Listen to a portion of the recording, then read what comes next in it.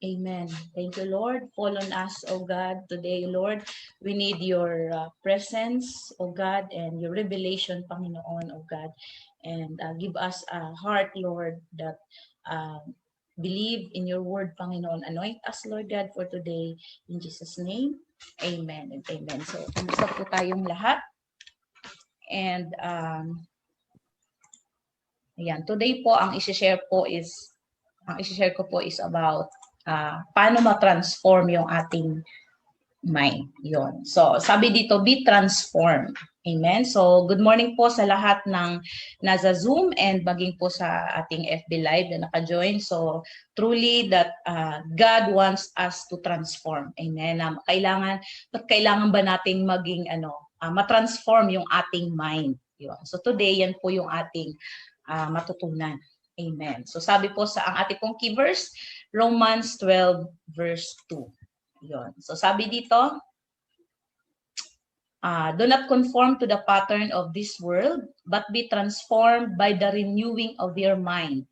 Then you will be able to test and approve what God's will is, His good, pleasing, and perfect will. Amen. So pagpalain po ang lahat ng nakikinig at nagbabasa ng salita ng ating Panginoon. Yon. So ako, nung binasa ko to, talagang nagrema sa akin na ang isang Kristiyano kapag hindi transform or any person na hindi transform yung kanyang mind, so hindi mo mararanasan talaga yung breakthrough.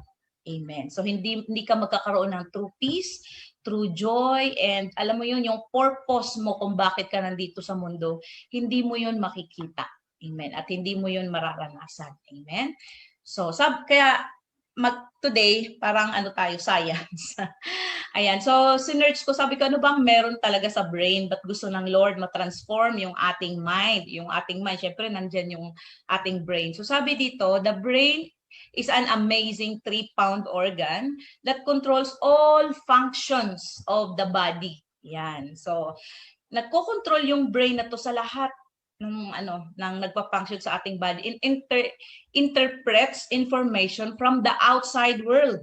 Amen. So dahil nandito tayo ngayon sa mundo, kailangan matuto ka kapag transform ang iyong mind. Talagang meron kang yung kapasidad or kaya mong intindihin, kaya mong ma-interpret. Kahit na yung mga negative na nangyayari sa buhay mo, makikita mo may positive behind that negative situation. Amen? So, ganun pala ka-powerful yung transform yung ating mind. And sabi dito, embodies the essence of the mind and soul.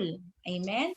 And intelligence, creativity, emotions, and memory are a few of the many things governed by the brain. So, diyan talaga nagsisimula. Amen? Kaya pala, sabi ng Lord, kailangan magkaroon tayo ng mind of Christ. Amen po ba? So, pwede po ba nating i-type dyan? Sabi mo, gusto ko magkaroon ng mind of Christ. Amen. Kasi ayun po ang ating pinaka-modelo. Amen. Magkaroon tayo ng brain or mind na katulad ni Christ. So sabi to, why is the brain is important? So bakit nga ba ganun kahalaga? Because sabi dito, the brain is arguably the most important organ in the human body. So ito talaga yung battleground. Ito talaga yung pinaka-importanting organ. Amen? So kasi hindi nagpo-function yung ating mga 5 senses na yan without the brain. Amen? So kailangan ganito siya ka-importante. So in spiritually speaking, ganun din. Kailangan yung ating mind is renewed. Amen. Transformed by the word of God. Kasi yan yung pinaka-battleground. Amen. Yan yung pinaka-crucial yan sa buhay ng tao. Ano man yung laman yan, yan din yung i-act mo. Amen. Kung anong nasa loob ng mind mo, yan na yung i-act mo, yan yung susunod yung body mo, and then yan na rin yung makikita mo. Yon. So, yan na rin yung nasa isip mo. Amen. Kaya, kailangan, importante na yung mind natin is transformed. And sabi dito, it controls and coordinates action and reaction. Grabe, no? Dahil sa yung brain, dito ka makokontrol mo kung paano ka mag-react sa yung mga, amen, sa mga nangyayari sa buhay. Pag sinabing may sakit ka, paano ka mag-react? Wala kang pera, ano ang reaction mo? So, ibig sabihin, it depends sa kung anong laman ng ating mind. Amen? Allows us to think and feel, and enables us to have memories and feelings, all the things that make us human. Amen. So ganun kahalaga yung ating brain. Kaya mga kapatid, kailangan matransform at nais ng Lord para maranasan natin yung buhay na pinangako niya or buhay na pinlalo niya sa atin. Kailangan magkaroon tayo ng transformed mind. Amen. So, yun. So, na-research ko, yan. Ito yung 5 senses, di ba? Meron tayong sabi dito, yung humans have 5 basic senses. Touch, amen? So, kaya tayo nakakapag-touch dahil tawag nito sa ating brain. Ibig sabihin, nagpa-function. Yun. I-touch mo nga yung ano mo ngayon, yung skin mo, yung kamay mo. Amen? May nararamdaman ka ba kapag na-touch mo yan? So, kahit sa person, kapag nag-touch ka, amen? So, yung mind mo, kahit sa opposite sex. Amen? Ano ang laman ng mind mo kapag meron kang na-touch? Amen? Kapag merong problema, na-touch mo yung tao, ano ang nasa isip mo? Ano yung nakikita mo? Amen? Pero kapag transform ang yung mind, so merong holiness, merong hope, na maibigay ka. Amen? Ma-transform doon din sa taong kausap mo. Ma-transfer rather. And then, sight. So, meron tayong yung isa sa senses natin, nakakakita tayo. Amen? So, ibig sabihin, nagpa-function ng maayos yung ating brain dito sa side ng ating mata. And then hearing. Amen? So lalo na napaka-crucial din yung ating mga mata kasi marami tayong nakikita dito sa mundo. Amen? So pag yan pala, nag-function na pag nakita yan, and then ini-interpret ng brain. Amen? So kung ano yung nakikita mo, may negative, kailangan yung brain mo transform. Why? Kasi i-interpret niya yon into from negative to positive way. Amen. So, and hearing, ano man yung naririnig mo, kailangan ang transform mind, matututo kang sumala sa mga naririnig mo. Amen. Mga balita dyan, mga negative na news. Amen. Sa politics, amen, sa gobyerno. Paano ka mag-react? Amen. Kamusta yung ating mind? Are we transformed? Amen. Pag merong mga political issues, ikaw ba ay nag-react at pumapatol, nagko-comment na kung ano-ano, amen? So it depends pala kung ano yung laman ng ating mind. And yung naririnig mo, kapag transform ang mind mo, kaya mong magsala ng mga negative. Amen. So, dapat hanggang dyan lang yan. Hindi na yan papasok sa aking heart. Amen. Smell, ano yung mga naaamoy mo. And taste. Amen. So, yan pala, sabi dyan, the sensing organs associated with each sense send information to the brain. So, lahat ng 5 senses na yun, nagsisend siya ng information according sa na-touch niya, nakita niya, narinig niya, na-smell niya, and na-taste niya. And then, mag-i-interpret. And sabi to the brain to help us understand and perceive the world around us. Amen. So, ganun pala kalaga na kung bakit gusto ng Diyos transform yung ating mind. Amen. So, kung anong laman nito, yan na rin yun. Yan ka. Amen. So, kung ano yung the way ka magsalita, ibig sabihin yan yung laman ng mind mo. The way ka kumilos, yan yung laman ng mind mo. So, ganun pala yun ka-powerful. Amen. So, sabi dito, sa Romans 12 verse 2, do not conform to the pattern of this world. Ano ba ang pattern ng mundo? Amen. Alam mo, itong mundo na to is talagang subject ka talaga para mag-fall, para ma-discourage, para mawalan ka ng pag-asa. Amen. Pero wag, sabi dito, do not conform to the pattern of this world. Sabi sa 1 Peter 4:4, they are surprised that you do not join them in their reckless, wild living and they heap abuse on you.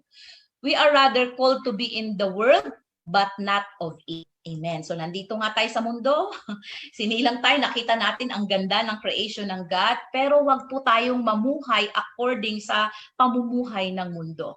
Every Christian will be tested by this reality. Amen. So yun lang 'di ba, sa mundo to see is to believe. Amen. Pero pag ikaw ay transform yung mind mo, you must believe first and then you will see. Amen? The goodness of God, the faithfulness of God. Kailangan maniwala ka muna. Pero ang mundo, iba, di ba? Kailangan to see is to believe. Kailangan makita ko munang ebidensya before ako maniwala. Amen? Sa pagbibigay, amen, sabi sa mundo, kailangan, pag magbigay ako, mawawalan ako eh. So, hindi ayokong magbigay. Kailangan ipon lang ako ng ipon. Pero sa Lord, hindi. The more you give, the more you receive. Anyway, before ka mamigay, si Lord na ang unang nagbigay sa'yo. Amen? So, ganun po kaganda kapag yung transform yung ating mind, nakikita mo yung plano ng Diyos, yung ginagawa ng Diyos. Amen?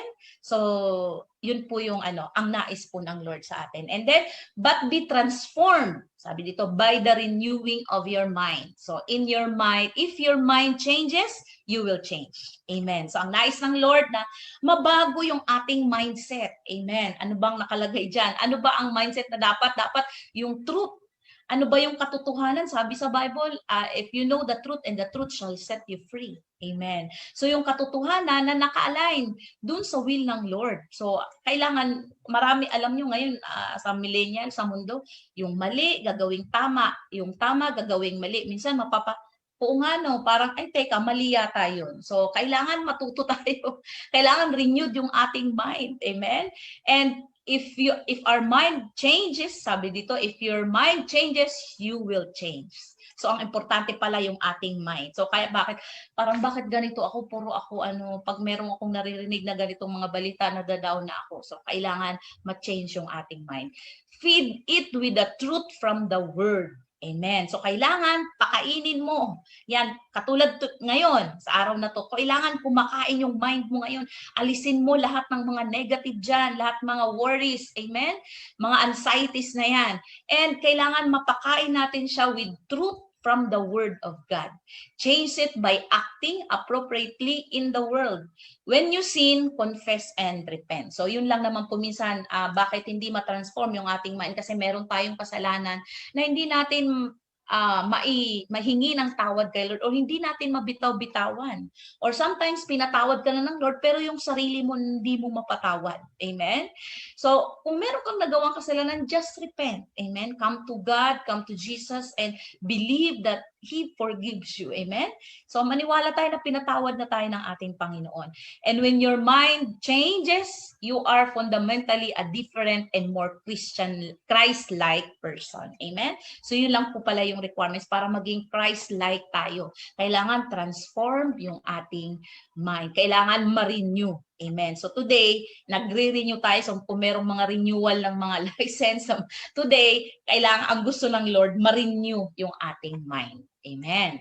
And then, sabi dito, then you will be able. So bakit kailangan renewed yung ating mind? Kasi matitest natin, we will be able to test and approve what God's will is.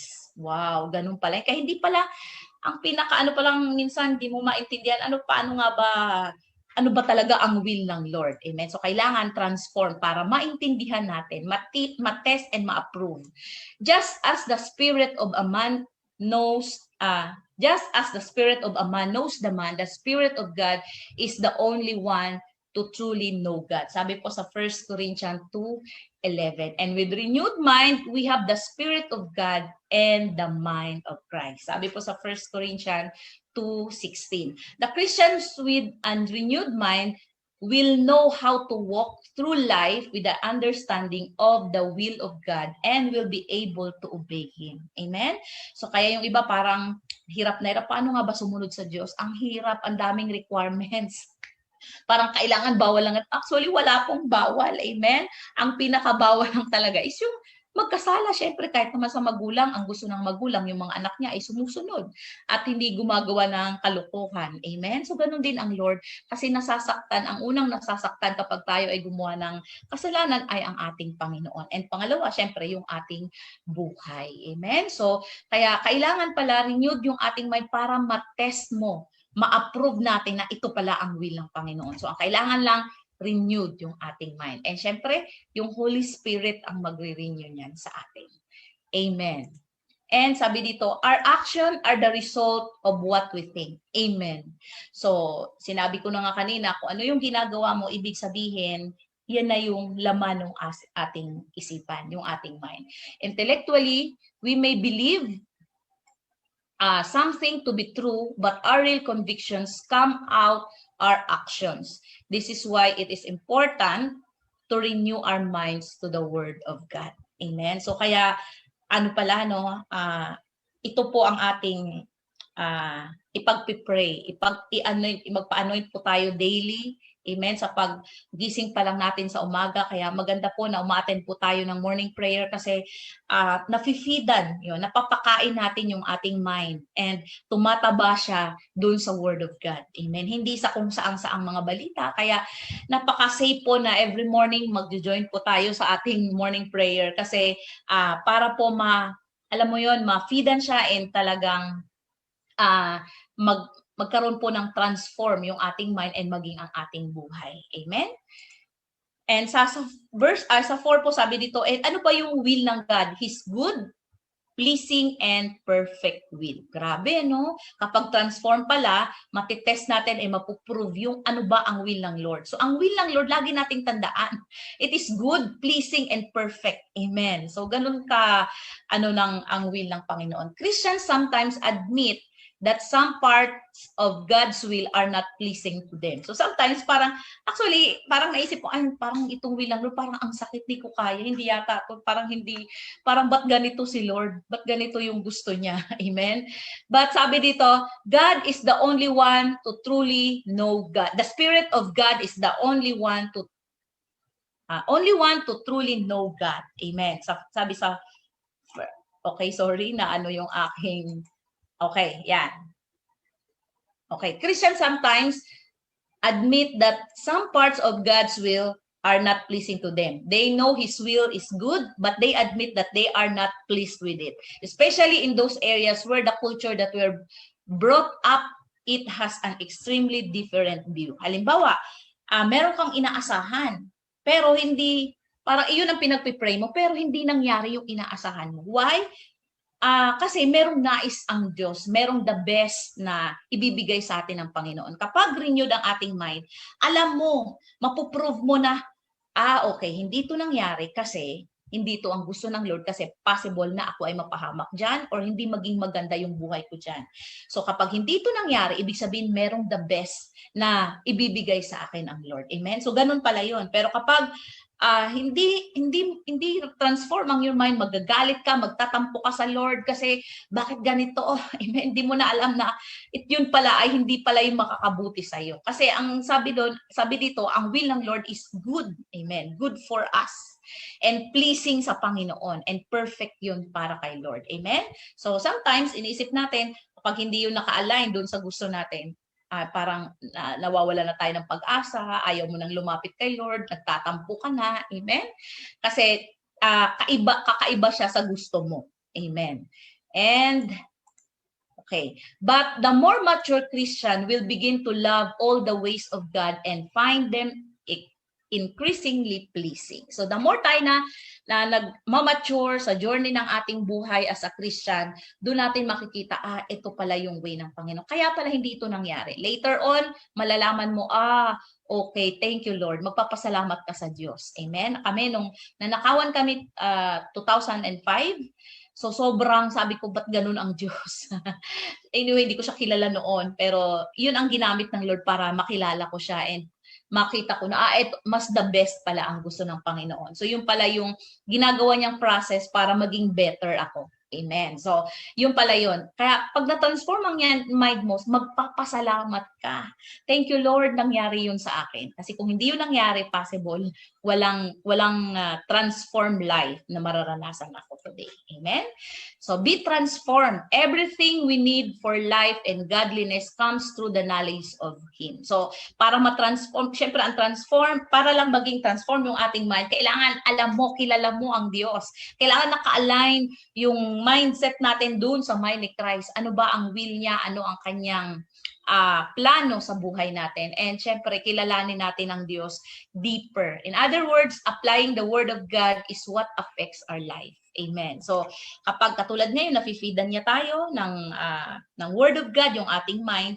So, kailangan po ma-apply natin yan sa pang-araw-araw na buhay, and then makikita po sa atin yung Christ, si Christ po sa buhay natin. Life in godliness is a byproduct of knowing God and what He has spoken. So this is why Paul said to be transformed by the renewing of your mind. Praise God. And sabi ko nga kanina, the Holy Spirit renews the mind. So ito lang yung pinaka-remedy ng Romans 12:2. Ang Holy Spirit, siya po ang mag-a-anoint sa atin. So today, yan po ang gagawin ng ating Panginoon. So pwede niyo pong hawakan yung inyong mga ulo. Yan, right now. So mag-pray po tayo. Sabi natin, I pray, dear Lord, I pray that I do not become like the world. I pray that I am transformed by the renewing of my mind, that I may learn to understand your will for my life, which is good and pleasing and perfect. I thank you for my spiritual growth and transformation. Help me focus on the godly values and ethics attitude that will help me flourish spiritually, emotionally, and mentally. Amen. So Lord, in the name of Jesus, let the Holy Spirit, the power of the Holy Spirit, Lord, na mag-transform, Lord, sa bawat isa sa amin today. Lord, lahat, Lord, na pumahawak sa kanyang mind, oh God, I declare, let the mind of Christ, Lord God, mag-manifest, and Lord, i-transform mo ang mga mind namin, Panginoon, na kung saan, Lord, ma-test and ma-prove namin, Lord, kung ano, Lord, yung will mo sa amin. Yung mabuti at pleasing sa iyo, Panginoon. Thank you, God, in Jesus' name. So, what shall we do? So, para patuloy na ma-transform yung ating mind, so sa mga first-timer, so ugaliin po nating magbasa ng ating Bible kung wala po kayong Bible. So, sa online, available po yan, may app po yan, mag-download po kayo ng Bible, may Tagalog, may English, lahat ng version pwede nyo pong i-download. And then, pray. Amen. So, mag-pray po tayo and attend po tayo ng Sunday worship and weekly cell group. Kung wala pa po kayong cell group, pwede po kayong makiconnect. And syempre, serve God with your precious given gift. Amen. Lahat po tayo ay merong gift na kung saan yun po ang gagamitin natin to serve God. Amen. For His glory. So, inanyayahan ko po ang mga first-timer na mag-pray po tayo for prayer for acceptance. So, tanggapin po natin ang ating Panginoon sa oras na ito. Sabihin po natin, Dear Lord Jesus, I know that I am a sinner and I ask for your forgiveness. I believe you died for my sins and rose from the dead. I chose now to turn from my sins, my self-centeredness, and every part of my life that does not please you. I invite you to come into my heart and life. I accept you as my Lord and Savior. Come, reign in my life, transform in my mind, fill me with your love, and restore me, Jesus. Thank you, God, in Jesus' name. Amen and amen. So kung kayo po ay nag-pray, mataimtim niyo po yung pinanalangin, God will do miracle for you today. Amen. So thank you po. Shalom and God bless you. So tayo pong lahat ay pwede na pong manalangin sa mga nakaasay.